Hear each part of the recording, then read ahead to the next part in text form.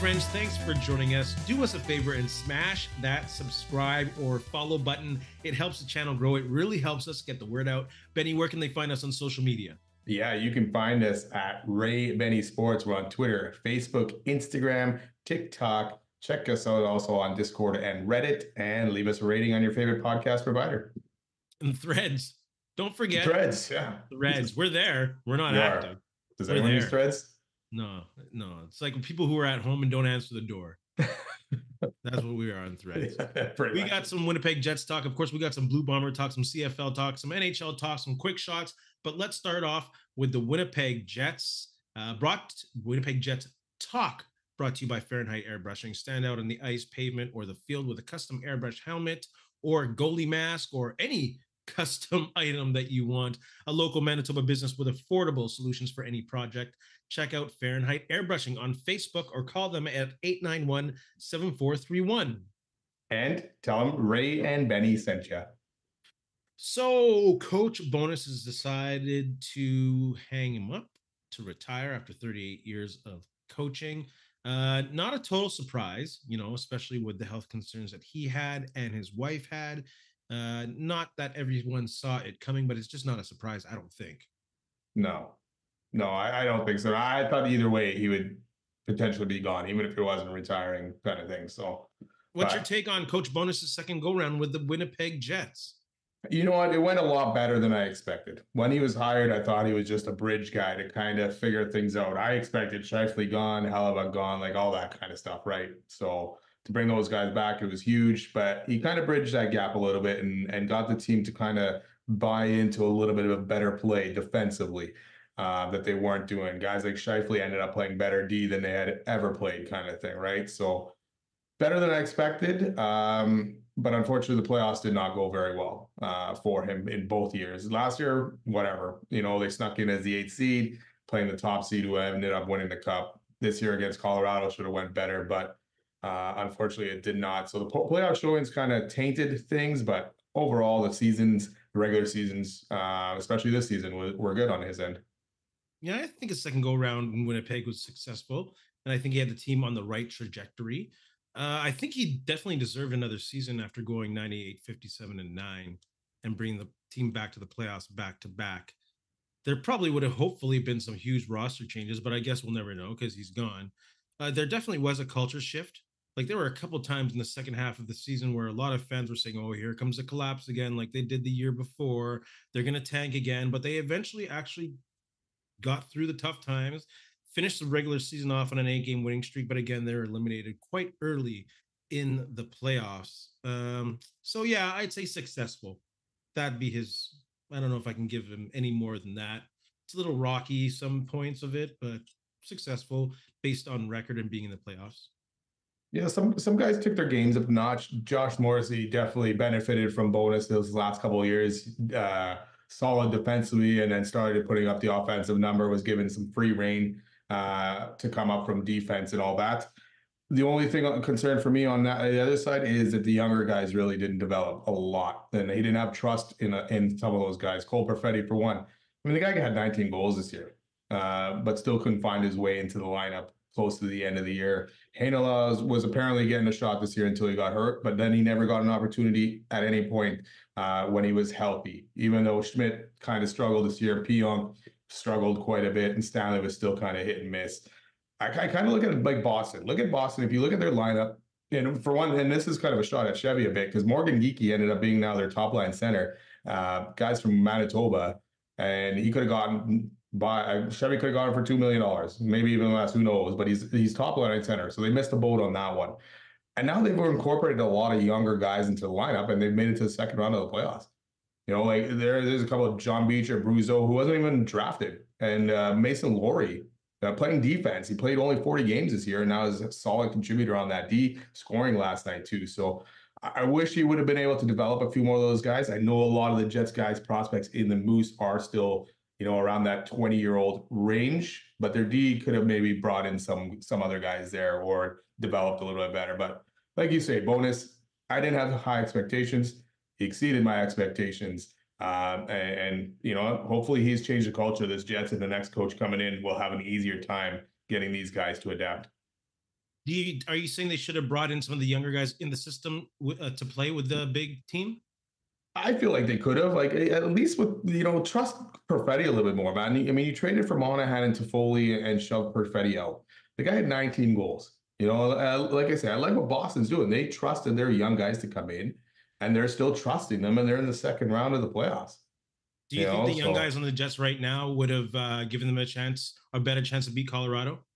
I don't think they're beating Colorado anyways, the way they were playing. The whole game plan altogether, the way Colorado came out. Even McKinnon said it. McKinnon said it in the interview after the series was over. He goes, they were humbled. The Jets humbled them, beating them all 3 times this year, especially 7-0, that first game. So Colorado knew what to do, and they had a game plan where the Jets just didn't adjust enough. And maybe that's where Bowness kind of takes it on the chin a little bit. Colorado had a great game plan. Bowness couldn't counteract, and when he did, he still went back to the old way for that third period of game 5. So, yeah, it's a tough way to go out. But yes, he had great regular season.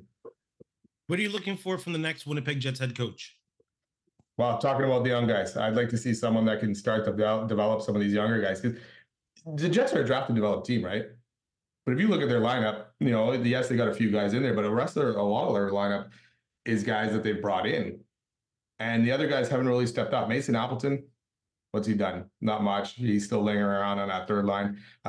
David Gustafson still hasn't really developed into a full-time player, even though he's been there now for a few years. So I'd like to see someone that can bring in those younger guys and start incorporating the Lamberts and all that stuff. I'm not saying just shove them in there even when they're not ready, but if you feel like they're playing well enough, keep them in there. Trust them that they're going to be able to continue to play and grow. That's what I wish he would have done more with Perfetti. And then defensively, figure out yes, they were good defensively this year, but in the playoffs, they were exposed. And whatever Colorado figured out, that new coach is going to have to figure out how to stop that from happening again. I think they need someone who's willing to make changes and isn't willing to try and put everyone inside a box and make them play this system no matter what happens through thick and thin.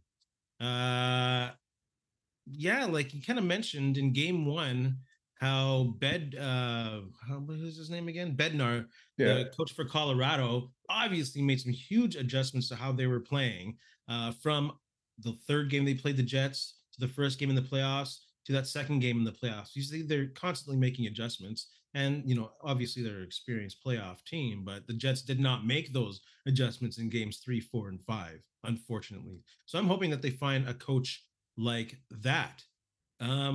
Is there currently someone out there that you'd like to see as a Winnipeg Jets coach? Well, I'm going to take someone whose name has been out there a lot, and I'm going to go with Craig Berube. Obviously, I like what he did with the Blues when he took over the team and won the Stanley Cup. Anyone who wins the Stanley Cup, that'd be great on the resume. But he's also a coach that's known to see players as individuals. We're just talking about actually having players play in this box and maybe taking away some of their strengths to play in this system. He's known as someone who can acknowledge individual talents and how players play best. And maybe he has to be, a player like Ehlers. Maybe he has to have an approach like he did with Alex Steen and say, hey, you know what? Maybe you got to play third and fourth line minutes. But while you're doing that, you're giving all out offensively and doing what best you do or playing at your strengths rather than playing the full minutes that you're playing and not being able to play that way for a whole game. So maybe you need a coach like that who can identify people's individual talents and still play within a system who has an aggressive forecheck, which they sorely missed against Colorado. So I'm going to go Craig Berube. Yeah, I wouldn't mind Berube. Like you say, with Ehlers is a different guy from Kyle Connor, right? But you have to let him play, and you have to kind of adapt some things to him and not force him to play a certain way. And so far with Maurice and Bowness, it's like they didn't know how to handle Ehlers well enough. Ehlers was great with Line but for the last couple of seasons, it's like, hey, maybe he can work with this guy, maybe he can work with that guy, and he still put up decent points this year, right? So I'm going to go with, there's a couple of not younger guys, but a couple other guys who not necessarily in the NHL that have been bandied about. One was Todd Nelson. He took over Edmonton for a bit after I can't remember which coach was fired before McDavid got drafted. He's done very well but the only thing with these two guys is not a lot of NHL experience. Done very well in the HL, won Calder Cups. Apparently he's very good with the young guys, player-friendly guy, but he can also put his foot down. So that will definitely help. the Jets are going to have to, they got a lot of good young guys in the AHL. Lambert, Chaz Lucius, Rutger McGarty, when he starts to come in. These guys are going to have to start playing for the Jets in the next couple of years. So you need someone who can bring those guys up and not totally blow their confidence. The other guy I've seen is David Carl, who has no NHL experience besides some assistant here and there, but very good in Denver, winning in college, winning a couple NCAA championships in the last few years. So might be something interesting to look at with those guys, bringing in a fresh voice, someone new, but it's also risky with these guys because, you know, they got to win now. And, you know, the fans here won't like it if they bring someone in who ends up being like Claude Noel or something like that. So Charlie Huddy. And not Scott Arniel, for Pete's sake. Did you see what Mike Commodore said about Scott Arniel? What? So Mike Commodore played for Scott Arniel. I think Augusta's in Buffalo or something. So he ended up saying Commodore on Arniel saying he's an arrogant piece of shit when he's in a position of power. Arrogance off the charts. He blew his first chance. He spent the last 15 years kissing ass and sucking balls to hang around. So, and then he's a loser.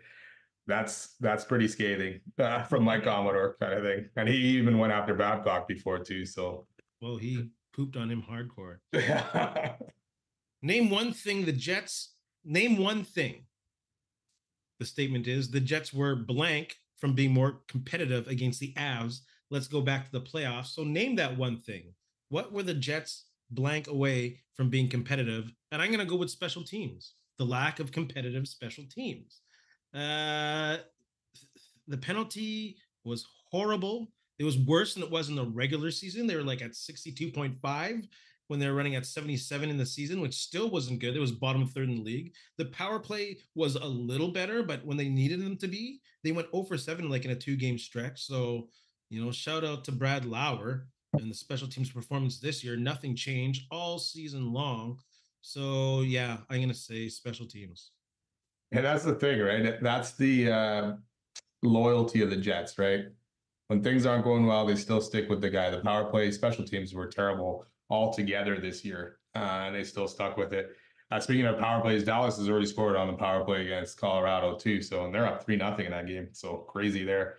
I'm going to go with a competent game plan. We've talked about this. The Jets had no answers. Their game plan seemed non-existent. Colorado figured things out, and they've even come out and said it. The coaches come out and said it. Players have come out and said it. They deal a lot with analytics apparently over there, and they found things that the Jets were not good at, and that's what they attacked, and the Jets had no answer. So maybe a competent, better game plan would have helped the Jets at least compete in this series, but they look very outmatched. What's your biggest takeaway from the Winnipeg Jets season? Again, it ended up more promising than I expected. Team played well at times, but also pretty poorly at times.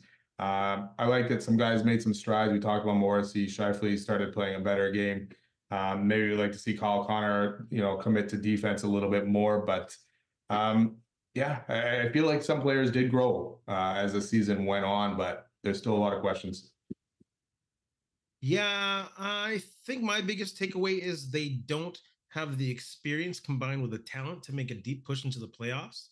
They have a great talented team, obviously, like was it 4th best and however many points, over 100. But in the end, I really don't think there could have been many adjustments made, although there weren't any until the very end by Bowness, that would have made this series turn around or made them competitive to go deep into the playoffs.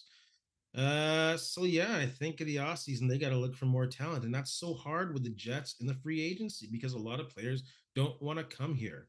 But they're against Colorado, they're lacking at least speed and playing with size in their top 6 forwards. So especially if they want to sell tickets too, they need to get the horses that'll get them out of the first round. So yeah, that's my biggest take. They didn't have the experience and talent to make a push into the playoffs.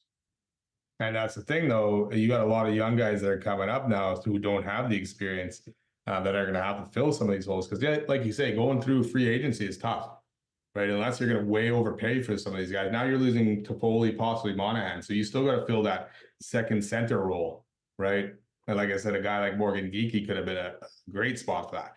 You have to look for those types of guys that can come in and fill it. They thought maybe Perfetti could do it last year, but he wasn't given enough opportunity. So yeah, you're going to have to fill that role, and it's going to be tough. Out of the 8 teams that are left, How many of those teams is Mark Scheifele a 1C on? Not well. It's funny because Boston has Geeky and then Carlo, right? You would think Scheifele should be able to take those guys, but those guys play well in the Bruin system. Not on the Rangers, not on Carolina. Who's the last team left there? I can't think of them right now. There's Vancouver. There's Edmonton. Yeah, obviously not Edmonton. Not Vancouver. Colorado. Vancouver probably not Colorado. Dallas. We got Jamie Benn there, I guess, right? Yeah, he's not a. When you come to the winning teams, he's not a 1C on many winning teams. No, I don't know what I'm saying, and I don't know how easy it is to bring a 1C into Winnipeg, but I'm just saying. Yeah, unless one of these draft pick guys turn into that 1C, you're kind of probably stuck where you are. Let's talk about player acquisition. Trade Ehlers? I love Ehlers. I like the player, but yeah, I would trade him. And for Ehlers' sake as well. I don't know what you can get. Like you're obviously not getting that 1C where you're talking about. Maybe you can get a 2C, or maybe you can get a much more solid defenseman that can play in the top four pairing. Look what Dallas has done with Tanev. Like maybe that was the better deal for the Jets, was trying to get Tanev instead of Monahan or Toffoli kind of thing. Man. And then they didn't even give up a first for Tanev, right? So yeah. And like the big knock on Ehlers is he doesn't perform in the playoffs as many playoff games. And yes, playoff production has been an issue, but it has been an issue other than that 17-18 series since the Jets since the Jets swept the Oilers.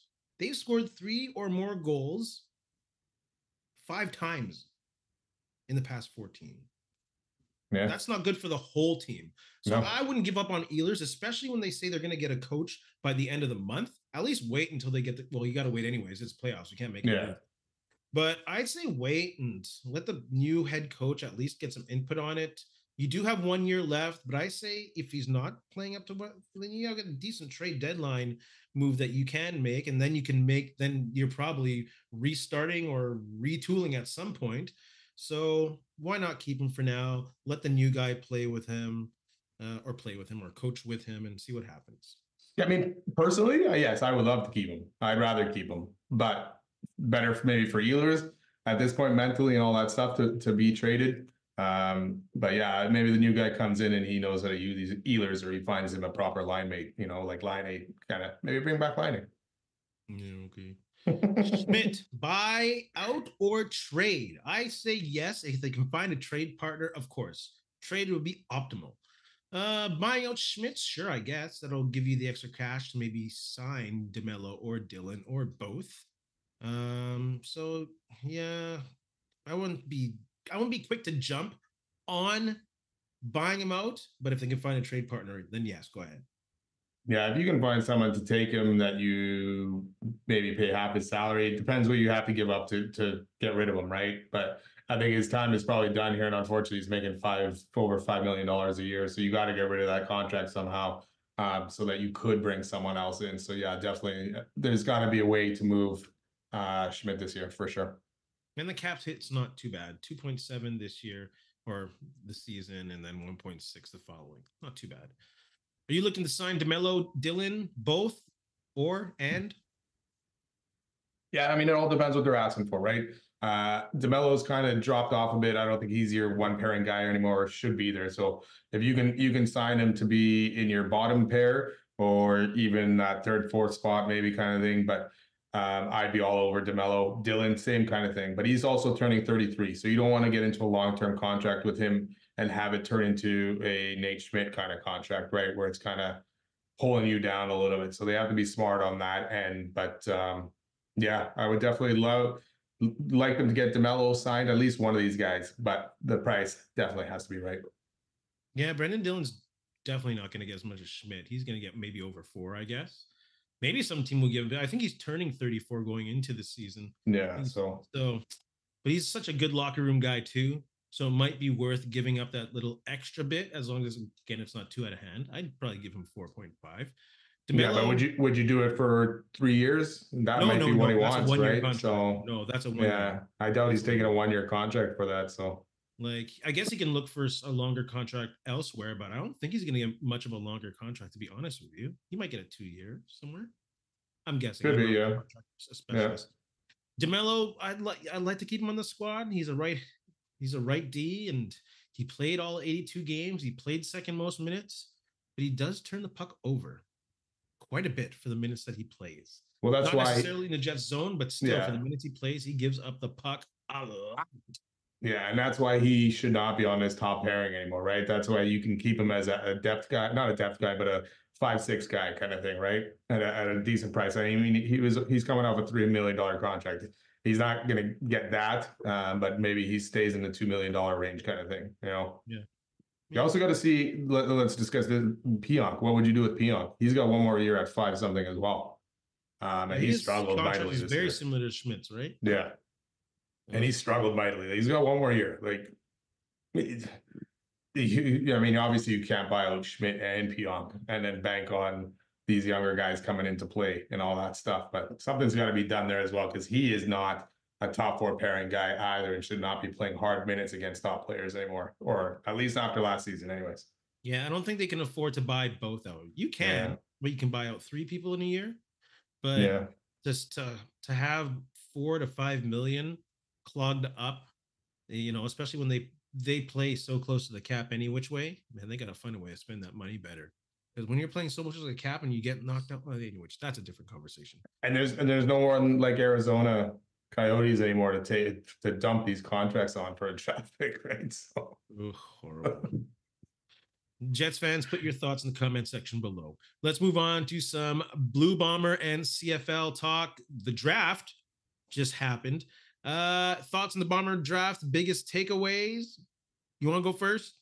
Yeah, I mean, they went out, they drafted 4 offensive linemen, 2 receivers, a defensive lineman, a running back, and a long snapper. So they filled up their guys, and all these guys really have a chance to come in and compete for a spot.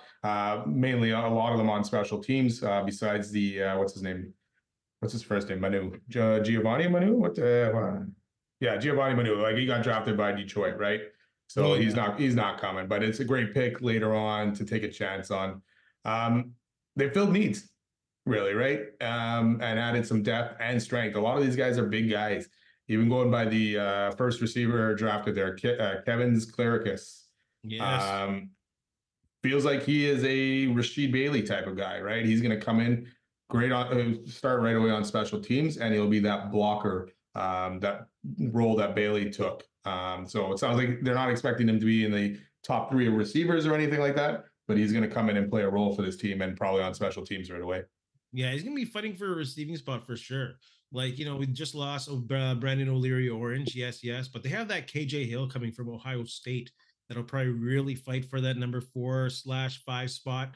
So, yeah, it'll be hard for him to get, I think, receiver reps. But like you say, he'll get some special teams opportunities big time, because their special teams was not good good last year. Not at all. And they got some good athletes coming into play special teams. Holy cow, I can say that. Yeah, sorry, go ahead. No, go ahead. I was going to say that's the theme of this draft, was a lot of these guys are coming in to play special teams, right? Because there's not a lot of spots or holes on offense or defense, right? No. So a lot of these players drafted earlier on will be a special team guy. You mentioned old lineman. I'm excited about this Gabe Wallace. Dude is 6'6", 344. And he showed some good athleticism at his pro day at University of Buffalo. He'll come in and learn behind some great vets and behind some great coaches on the offense. And who knows, he could be a player next season or in a couple seasons. He's not one of those players that you have to. Not many plug and play people in this draft. No. Yeah, besides special teams. And I liked what TSN, Dwayne Ford and Jim Barker called him a big mauler and a road grader of Gabe Wallace. So, yeah. That's pretty exciting to see that kind of stuff. I'm also excited to see, hopefully, A.K. Gassama from the U of M gets a chance to stick on the team. He's a smaller guy, but he's a story that everyone should be cheering for. He's a refugee who came from Sierra Leone during the Civil War.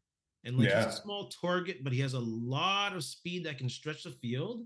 And if he gets time to develop, who knows? He might be like, remember R.J. Franklin? Right, yeah. If it can be a more consistent R.J. Franklin, getting 500 yards, 40 to 45 receptions for a few years, the Bombers could have scored with this pick. Yeah. I like their draft overall, and especially the depth now that they have on O-line, right? We were Yeah. kind of worrying because of Hardrick going, and why can't I think of the guy who just retired out of the blue there, who was supposed to take over on the O-line? Anyways, but yeah, so you added these guys, you added Wallace, you added Manu, you added, I'm not gonna get this name right, Vlal Hoganadis, that they drafted later on in the draft. So they seem pretty set as long as these guys can come in and play in the next couple seasons, because they're getting older, right? Kolinkowski and Neufeld are pretty old. Bryant's up there as well, so it's gonna have some big turnover on that position in the next couple of years. The draft pick we didn't mention, I'm sure there may be another one. We didn't mention any of the D linemen, I don't think. But the running back, Michael Chris Ike, a very interesting pick. He'll be in the Jets, I think, NFL mini camp, but will be at full camp, I think. Come Blue Bomber full camp, he'll be there. He will also possibly fill in at fullback, and he's also probably a wicked special teamer. So I'm excited to see him in camp. Yeah, that was a thing on him as well. Tough dude with good size and speed who should contribute immediately on special teams.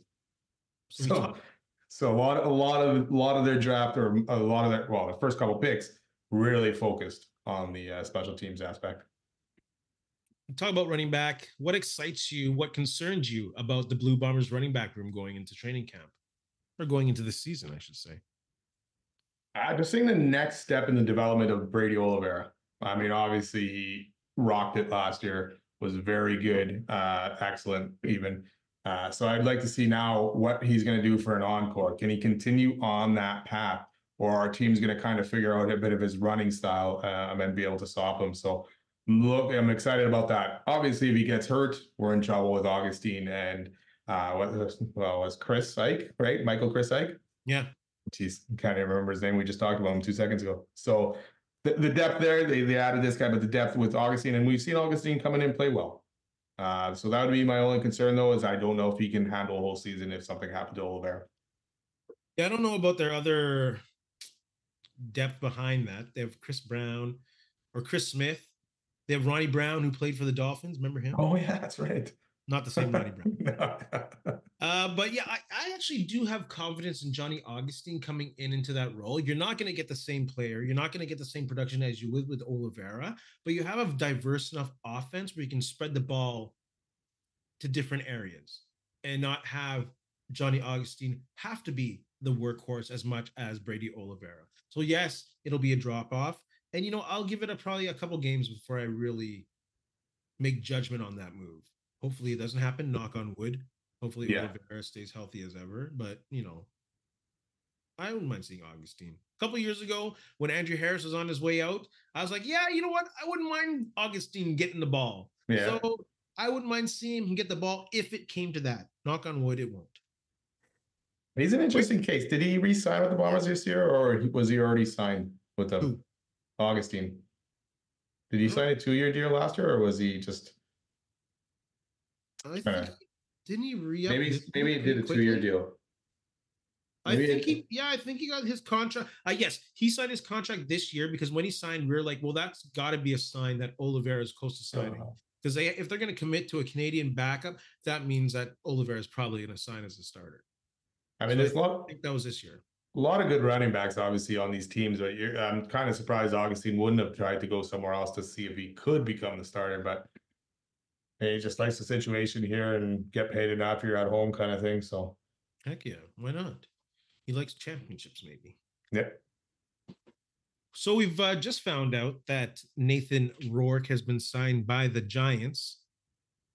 But if he was available, which CFL teams should make room for Rourke if he was available? Pretty much all of them. Really? I mean, obviously not the Bombers. I would obviously stick with Colaros. But I mean, you get a young guy like Rourke on your team, he's there for the next 10 years, right? But what team in the East is set at quarterback that you wouldn't take a run at Rourke? Oh, Hamilton and Ottawa. I wouldn't say all of teams for sure. Yeah. It's like, I know sorry, go ahead. Just because, if he gets a shot at the NFL again. He Yeah. could be gone, but I think especially Ottawa, just because they need to win now and they need to get butts in seats, and they have a decent receiving core with Ackland, Addison, and he knows Dominic Rhymes, that he'd be a great fit there. So I'm saying Ottawa, but I don't know if all teams. Definitely not Winnipeg. Definitely not BC. Yeah. The thing is, if Rourke comes back to the CFL to play quarterback, I think that's done with the NFL. I don't think he's going to leave again in a few years, nor will the NFL give him another shot unless he comes and puts up Doug Flutie numbers and rips up the league kind of thing, right? So He almost did. yeah, well, exactly. He probably could come in, but I mean, look at it. He's not even getting much of a shot. You know, we all thought New England would be a good spot. We knew they were going to draft someone, but you thought, okay, he has an opportunity there, and then they go and draft two guys instead, right? So Yeah. we'll see with the Giants. I mean, they got Daniel Jones. Who else do the Giants have there? Drew Lock. So he's going to be tough spot to be there. He's going to be obviously maybe he's the third string guy there. You know, he's the emergency quarterback. So hopefully he ends up making out there and, you know, prolongs the NFL career as long as possible, makes some decent money, and it ends up back in the CFL at some point. For his benefit, for sure. Yeah. For sure. Like Hamilton must be number one if he becomes available. Yeah. Yeah. Hamilton would toss Bo Levi to the garbage dump as soon as possible if they could get Rourke. No question. How much I of an would. impact? Sorry, I would. Yeah, obviously. How much of an impact will Christian Covington have with the BC Lions? Yeah, as long as he's got gas in the tank, I think he's going to be a great signing there. I mean, the dude's 6'2", 300 pounds. Like, that's huge in the middle of that line, right? Tons of NFL experience. You add him with Pete Robinson there, Josh Banks. I think that D line is going to be pretty tough to run against. Yeah. Yeah. I think it's great that a dude with NFL experience is coming home to Canada and BC. Number one concern, of course, would be injuries. Yeah. This guy has had injury concerns since college and through the pros, and he's had a couple season-ending injuries with a dislocated kneecap. Imagine that. No. And then he had a torn pec, and he's dealt with minor injuries in between. So he's had some wear and tear, and he's played across the line. He's a big dude, like you said, who's played end at a 3-4, which is a good amount of punishment. So he could be a force. He could be a lockdown tackle in the middle of the line, especially when they play against the Bombers, against Brady Oliveira, if he can stay healthy. Well, yeah. That's a CFL legend, eh? Yeah, Grover, right? No one's going to beat that sack in a year. Was it 157? Yeah. No one's. Wait, in 1 year, you said? No one's going to beat that. Oh, yeah. Initial thoughts on Chad Kelly's suspension. Suspended for violating the CFL's gender-based violence policy. The CFL finally seems to have gotten something right.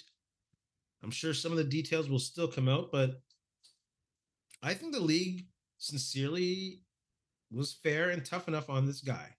And they actually, good for them for completing the investigation. So I think they got it right. No preseason, minimum 9 games, mandatory counseling and assessments.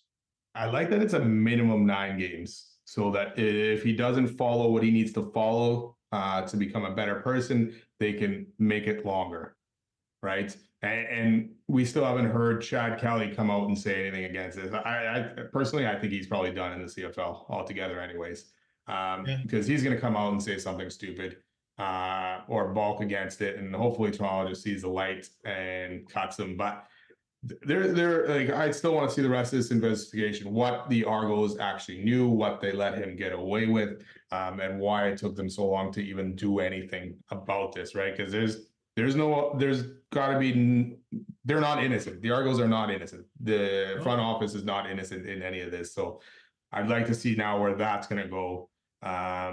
But yeah, good move by the CFL, especially doing it before training camp, not allowing to become a circus or take attention away. And it sucks for Toronto because they are building, right? They're finally building. Hopefully you're getting more fans in the stands, and this guy goes out and becomes an idiot. So hopefully Dukes comes in and plays well enough that Chad Kelly can just go. Cameron Dukes played well against the Bombers. Yeah. Probably would have won the game if he played the whole game. Yeah, that's still an interesting. No doubt, I don't understand that whole. Wow. Ryan Dinwiddie trying to be cute. Yeah, you're winning the game with your backup quarterback. Let's take him out and put a third stringer in there. Why? Do they have to wait until? Do the Argos have to wait until the suspension's over to release him? I don't know. I don't know what the rule is on that, but I don't see why they would have to. Like, I mean, if you release him, is some other CFL team actually going to go and sign him? But maybe if you release him, he can go to the UFL at some point. I don't know. Let him go to the UFL. Yeah, I don't know what the whole thing is with the union and the agreements and being suspended and having conditions that you have to think. I don't know. I'm sure there's probably some kind of appeal process here too that he's going to probably do, right? Or unless he's agreed to this already. I didn't see that in the press release, so I didn't either. Let's move on to quick shots. Final four in the NHL predictions. Final four predictions in the NHL. Sounds about right. I want to stick with Carolina because I picked them to win the Stanley Cup. And I'm going to go with Boston just because Jeremy Swayman is playing lights out, and he is tough to beat. Toronto struggled to do it, and Florida did not look good against it the other night. On the other side, I'm going to go the Colorado Avalanche and the Edmonton Oilers. I got Colorado, Edmonton, Florida, Carolina. Rob Blake is committed to keeping PLD, Pierre-Luc Dubois. Smart move? No. This guy proving he's not reliable. He's not a team guy. How much more proof do you need? And this guy's averaging 8.5 a year. Other than Dustin Penner, like, I don't know if any other NHL has made more off potential. That's crazy. So no. Yeah, but I feel like I would have tried to get rid of him if I could, but I don't think he has much of a choice. You're gonna buy him out. It looks bad on you for trading for this guy, all these assets, and then signing him to an 8-year contract like that. So not good look on Rob Blake. I'm surprised actually Rob Blake kept his job, really. Maybe because he's a alumni from the Kings. I don't know, but I would have probably tossed Rob Blake as well. Well, they're in the middle of a retool, and they're pretty competitive other than this stupid-ass move. Well, it wasn't totally a retool, right? Besides goalie, they kept most of their guys. So but they have 3 young guys with Byfield, and who else is playing that's young? They have that young defenseman. They have a young core coming up. Yeah, and then you're gonna have to sign Byfield, who had a very good season at some point. And how are you gonna be able to do that with paying Dubois this $8 million plus a year? Should the Toronto Maple Leafs clean house? Yeah, it's time to move on from Keefe. Shanahan even blow that hole up. Look at trading Marner. Tavares has 1 more year. Let him go after that. They can't do the same thing over and over and expect different results. You know, they weren't any different this year than last year. It's not like they're like close to winning the cup. They reverted. They didn't get past the first round. No, it's time to clean house. The formula, whatever formula it is killing them. 4 players eating up so much cap is killing them. Yeah, but Marner's got a no trade. Tavares has a no trade. How are you going to get rid of them? So they're stuck. Yeah, well, they can't keep the same administration going and making decisions moving forward. No, but they're still going to be hamstrung and making other moves and trying to fill in pieces, right? So they can't keep the same administration moving forward. But they just brought in Brad Treveling too, right? So you're going to fire him after 1 year? Ridiculous. Did the Aaron Hernandez jokes at the Tom Brady roast cross the line? Yes. Yeah. Make fun of him being weird in the dressing room. Make fun of him being, hiding his identity. Make fun of him being a murderer. But I think the making fun of him for killing himself was a bit much, for my personal taste in humor. Yeah, and exactly. And plus, he killed other people. Why even mention the guy's name? Because at the same time, he killed other people. Like, yes, he committed suicide himself, but there's other people's families out there that have to listen to this stuff. These guys joking about it when he killed other people. But yeah, roast to me, like, there's got to be some kind of line, right? Brady stopped them with more Robert Kraft jokes, but these jokes were flying all over the place. Yep. What kind of impact will OBJ have on the Miami offense? I don't think much. He's going to be a third guy there. Plus, they're ready. They already got Waddle and Tyreek Hill. They're not going to take away touches to those guys. Plus, your running backs, Mostert, Achane. He's the number 3. He didn't do a lot in Baltimore. What's he going to do in Miami? You know what does to your coverage, though? You know what your safeties have to do in the middle of the field and your corners and your linebackers? That's going to mess up a lot of defensive strategies. Like, it even helped up the running game in Baltimore. So I think that would be great for Miami. Oh, it'll be fine for Miami's offense. It won't be fine for OBJ. especially if he's not getting the touches, because at some point he's going to lose his mind. He doesn't want to just go out there and be a decoy. So I think it's going to run into trouble at some point with OBJ being like, hey, I'm a good enough player. Give me the ball too. Did he lose his mind in Baltimore? Yeah, but he was getting paid $15 million. Once Zay Flowers started to pick it up in Baltimore, OBJ became more of an afterthought, not offense. And even when he was the focal guy, Lamar really never gave him the ball very much. So he did not live up to his $15 million. There's no way he can be expecting 50 catches if he's making $3 million on that payroll. Maybe not 50 catches, but I'm sure he wants to be able to get at least 2 to 3 catches a game, kind of thing, right? I could see that to be involved. I don't know. I'd rather give the ball to Tyreek Hill. Tyreek Hill, Waddle, man. What's his name? He likes to throw the ball a lot, and Tua's going to want to prove a lot to make that money. So that mean just 2 to 3. He'll get 2 to 3 a game. Yeah, we'll see. As long as he doesn't lose his mind, it's not a bad move. Was that 34 catches in the season? 34 to 40? Yeah, why not? Why not? We'll see. We'll see with his ego, though. You know, I think but he has a reputation of being a good teammate. He's never really been a troublemaker in the dressing room. But he's getting the ball, right? He was getting the ball at those times. The ego he has is being a showman for the camera. That's his big issue. Yeah. And now being injured, but I don't know. He's always been a good teammate. He's always been a good team player, I found. But he was getting the ball. We'll see now. Even when he doesn't get a ball, he didn't say nothing. For the price they paid, not a bad move for Miami at all.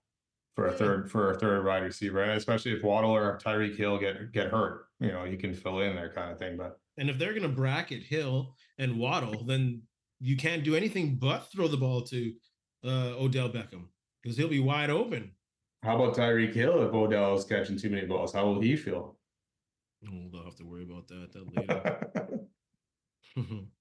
later. What's his name? Mike McDonald. He's a pretty cool cat. McDaniel. He's a cool cat. Mike McDonald is in Seattle. What's he? Defense? Yeah, he was defense for Baltimore, right? There you go. Benny, you have anything to say to our friends? You know what? Thanks a lot for listening. Don't forget to subscribe, follow, and have a good week. And in the words of Ed Whalen, in the meantime and in between time, that's it. Another edition of Ray and Benny Talk Sports. Hey, friends and neighbors, don't forget to check us out online on Facebook, TikTok, Instagram, and Twitter at Ray Benny Sports. And don't forget to check out our YouTube channel. Leave a like, leave a comment, tell us what you think.